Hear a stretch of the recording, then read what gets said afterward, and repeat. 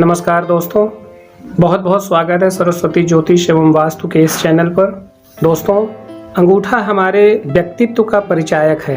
किसी भी व्यक्ति के अंगूठे को देखकर आप उसके बारे में जानकारी प्राप्त कर सकते हैं। अगर आपको अंगूठे के बारे में मालूम हो तो आप व्यक्ति की प्रवृत्ति को समझ सकते हैं। हालांकि अंगूठा 5 उंगलियों में से एक है, किंतु उसका महत्व बहुत अधिक है। वर्षों से इसकी महत्ता का व्याख्यान किया जा रहा है। चारों उंगलियों को बड़ी छोटी होने पर भी उंगलियां ही कहते हैं, लेकिन अंगूठे का नाम 5वीं उंगली न रखकर इसे अलग रखा गया है। यह इतना अधिक महत्वपूर्ण है कि चारों उंगलियां एक तरफ और अंगूठा एक तरफ रखा जाए तो भी अंगूठा बहुत महत्वपूर्ण समझा जाएगा। समुद्र तिलक के अनुसार अंगूठा सीधा, चिकना, ऊंचा, गोल, दाहिनी तरफ घूमा हुआ हो और इसके पर्व एक दूसरे से अच्छी तरह मिले हुए मांसल हों और बराबर हों तो जातक धनवान होता है। जिसके अंगूठे के पर्वों में यव जो जौ के चिन्ह होते हैं स्पष्ट हों तो वह भाग्यवान होता है।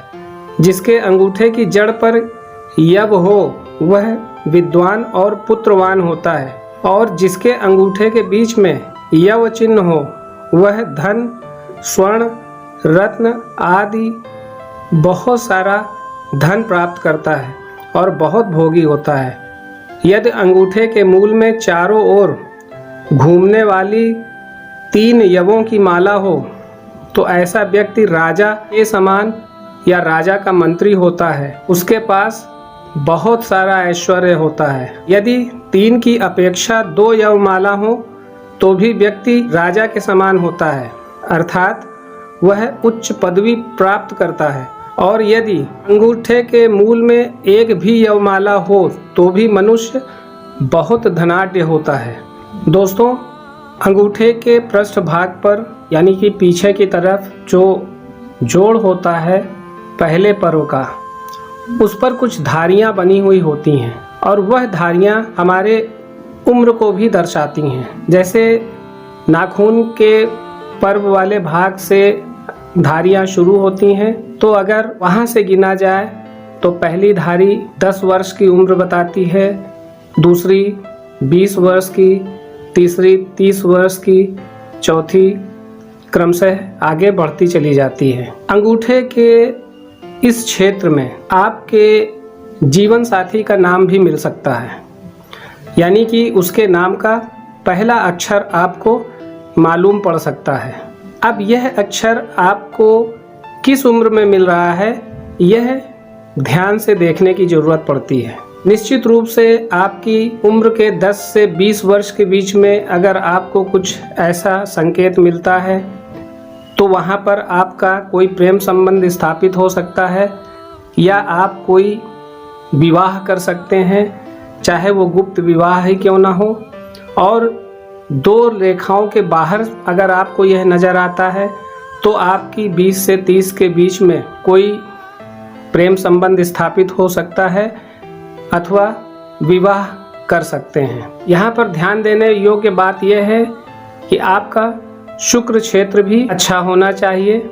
साथ ही अगर आपको इस जगह पर यह चिन्ह नज़र नहीं आ रहा है तो जो आपकी कनिष्ठिका उंगली है उसके नाखून के नीचे के भाग में आपको यह अक्षर नज़र आ सकता है, या आपको तर्जनी के बीच वाले भाग पर यह नज़र आ सकता है जहां पर दूसरा पोर होता है, उसके जोड़ पर जो लाइनें बनी होती है वहां पर भी ये नज़र आ सकता है। दोस्तों, जब मैंने इस पे बहुत विचार किया और गंभीरता से सोचा तो इन उंगलियों का संबंध इन चीज़ों से बहुत हद तक जुड़ा हुआ है। चूँकि कनिष्ठिका उंगली के मूल में बुध पर्वत है और ठीक इसके बाहर हृदय रेखा के बगल में विवाह रेखा भी स्थापित होती है। यहाँ पर यह आपके कितने लोगों से संबंध होंगे इसका भी संकेत देती है।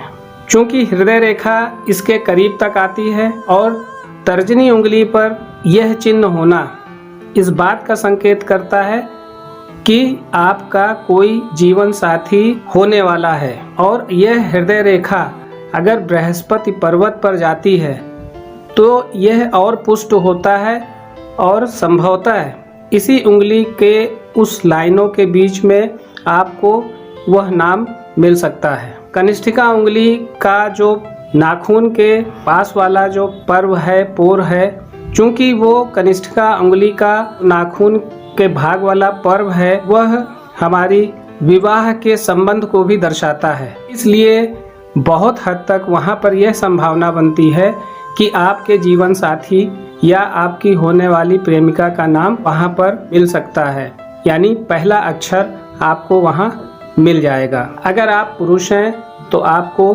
दाहिने हाथ पे, और अगर आप महिला हैं तो आपको बाएं हाथ पर इसे देखने की ज़रूरत होगी। कैसी लगी जानकारी? वीडियो को लाइक और शेयर जरूर करिएगा। चैनल को सब्सक्राइब करना मत भूलिएगा। बने रहिए हमारे साथ। बहुत बहुत धन्यवाद।